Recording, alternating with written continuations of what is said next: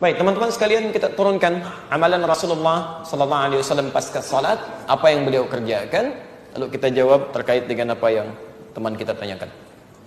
Pertama, seperti tadi kita uraikan dalam menjawab pertanyaan kawan kita yang pertama, amalan Nabi sallallahu alaihi wasallam pasca salat adalah sesuai dengan ketentuan Al-Qur'an di surah keempat An-Nisa ayat 103, kan?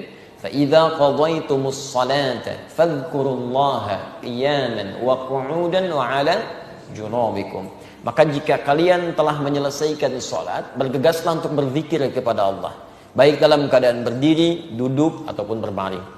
Bagaimana cara mengamalkan zikir ini? Karena kalimat di Qur'annya masih umum, zikir aja, ya?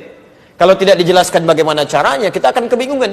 Apa Anda kemudian duduk, zikir, kan tidak, ya? Harus ada amalan yang jelas yang bisa kita kerjakan. Maka diberikan bentangan pilihan oleh Al-Quran.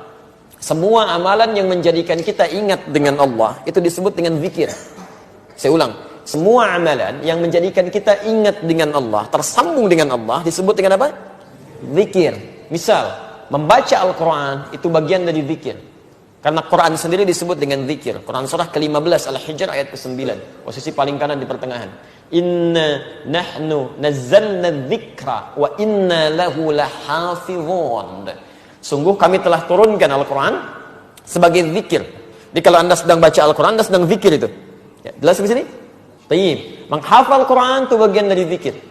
Maka disebutkan 4 kali di Quran surah 54 Al-Qamar ayat 17, ayat 22, ayat 32, ayat ke-40. Walaqad yassarnal Qur'ana lidzikri fahal mim muddakir. Dan sungguh kami telah mudahkan Al-Quran digunakan sebagai zikir. Diingat, dihafalkan. Jadi menghafal Quran disebut dengan zikir. Jadi kalau Anda sedang menghafal Quran, itu pun Anda sedang berzikir di situ. Jelas di sini? Salat itu disebut sebagai zikir. Quran surah ke-20 Thaha ayat ke-14. Wa aqimis salata lidzikri. Tunaikan salat sebagai zikir kepadaku, kata Allah. Jadi ketika Anda sedang salat, itu adalah bagian dari zikir. Berdoa termasuk istighfar, bagian dari zikir. Ya, Quran surah kedua Al-Baqarah ayat 152, posisi paling kanan sebelah bawah. Saya belum tuliskan tadi. Ya, fadhkuruni adzkurkum. Maka Anda zikir kepada saya ingat Anda. Dan doa sebagai bagian ingat kita kepada Allah Subhanahu wa taala, memohon kebaikan. Nah, sekarang kalau kita simpulkan, ya, Anda simpulkan misalnya, kalimat-kalimat zikir di Quran bentangannya banyak. Ada baca Al-Quran, kalimat thayyibah, ada istighfar, ada doa, ada sholat, ada menghafal Quran, termasuk saat Anda ikut ta'lim, Anda sedang zikir. Karena saat Anda mengikuti ta'lim, Anda ingat dengan Allah Subhanahu wa taala. Makanya mohon maaf ya, ta'lim yang baik itu bukan hanya mengajarkan materi yang Anda ketahui, bukan itu yang diinginkan. Ta'lim yang baik itu diisyaratkan oleh Quran adalah ta'lim yang bisa mengangkat iman Anda lebih dekat dengan Allah Subhanahu wa taala. Itu ada di Quran surah 58 ayat ke-11, posisi paling kanan sebelah bawah. Makanya ketika disebutkan di Quran, ya ayyuhalladzina amanu, dibuka dengan kata iman. Hei orang-orang telah menyatakan dirinya beriman kepada Allah. Idza qila lakum tafassahu fil majalis, jika diinformasikan pada Anda, dikatakan luaskan majlis.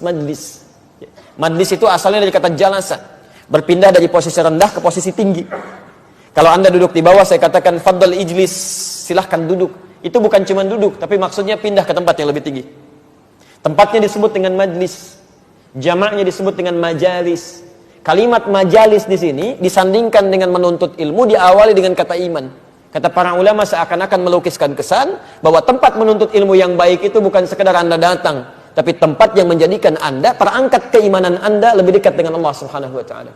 Jadi kalau Anda menuntut ilmu, belajar dengan siapapun, iman Anda tidak meningkat, pengetahuan agama Anda tidak bertambah, ada yang salah di majlis itu.